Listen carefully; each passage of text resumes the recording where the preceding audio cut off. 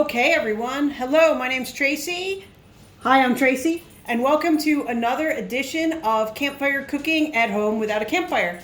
So you can certainly do these potatoes we're going to do today in a campfire, and I'm going to tell you how to do that, but we don't have a campfire here while I'm working from home, and you might not be able to have one at your house, so we're also going to talk about how to do them on the grill and in the oven.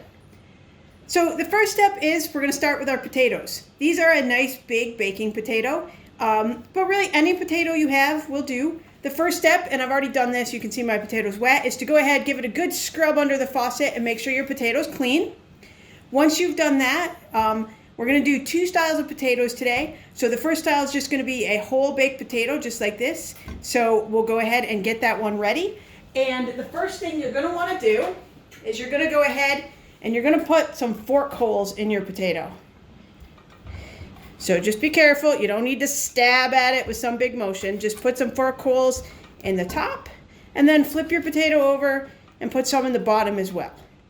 So as it cooks, there's steam because as you can see, there's liquid inside a potato.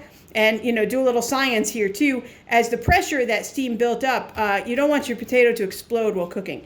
So that's why when you're putting it in the microwave or you're cooking a potato, you go ahead and put some holes in it. So we've got our potato all set. We've got some holes in it.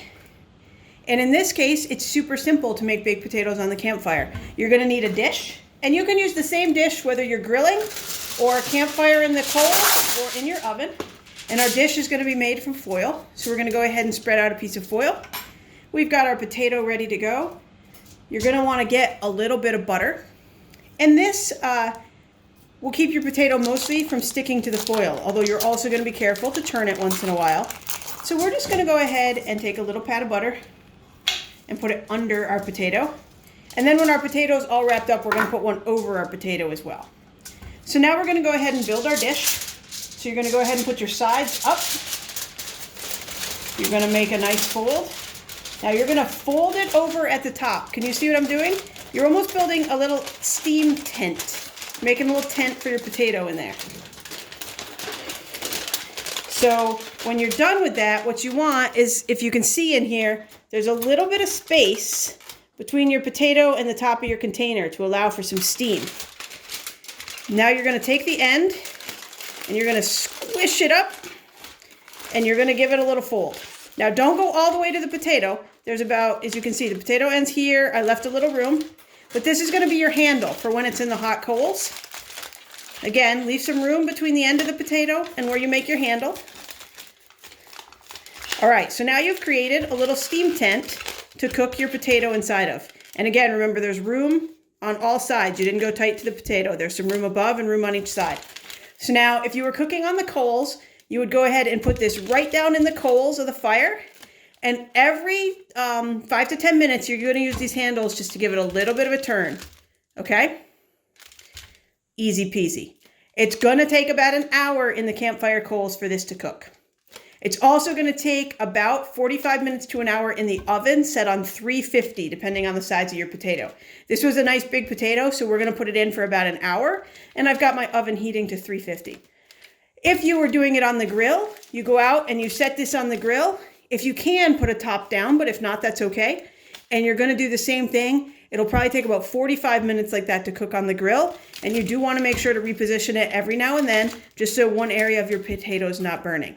So, okay, we're going to go ahead and get this version of the potato in the oven. Okay, so now we're going to go ahead and do potato version 2. And that's going to be a sliced potato. Now, one of the benefits is if you're at your campfire and you want to have it cook faster than an hour, is a nice sliced potato. Sorry, my surface I'm on is a little unsteady, so you're going to see it moving a little as I cut here. And now again, kids, if you are using a knife, you want to have mom and dad on hand to help. So make sure that, and you want to use your knife skills so those fingers aren't in the way.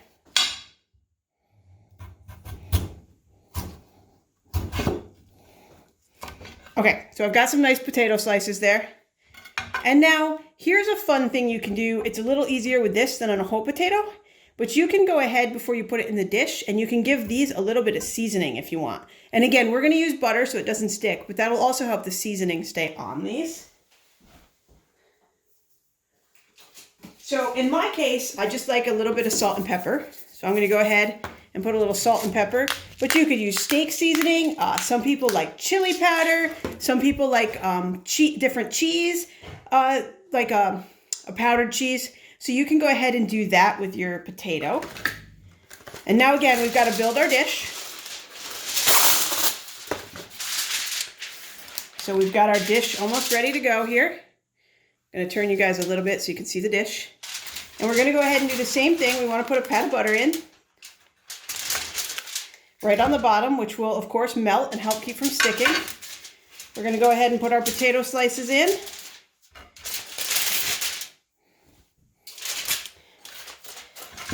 And then you're going to go ahead and build your dish.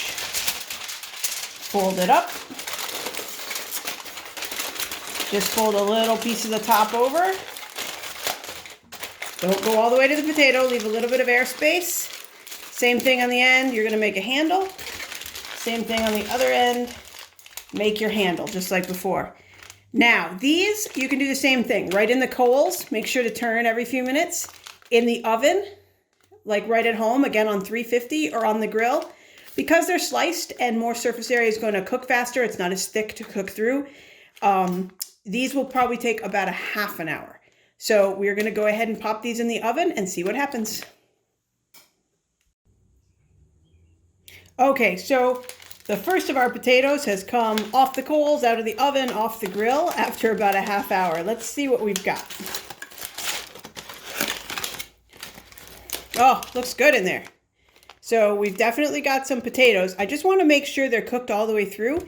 And the best way to do that with a potato is just to take a fork or your knife and poke in the middle. And in this case, these are actually a little bit hard. So it feels a little crunchy, whereas the edges are super soft and I can just poke in. The middle is a little crunchy and hard still. So we're going to go ahead and seal these back up. And we're going to put them in just a little bit longer. Okay, we went ahead and gave our potato slices just about 5 more minutes in the oven. And as you can see, they're a nice perfect softness and cooked right through.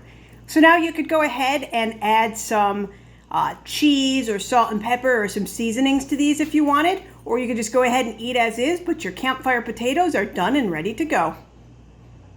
Okay, we also successfully made our whole potato in a foil packet. I just pushed my fork through it and it's all soft and done inside. So in the oven on 350, a big potato like this actually took about an hour and 20 minutes.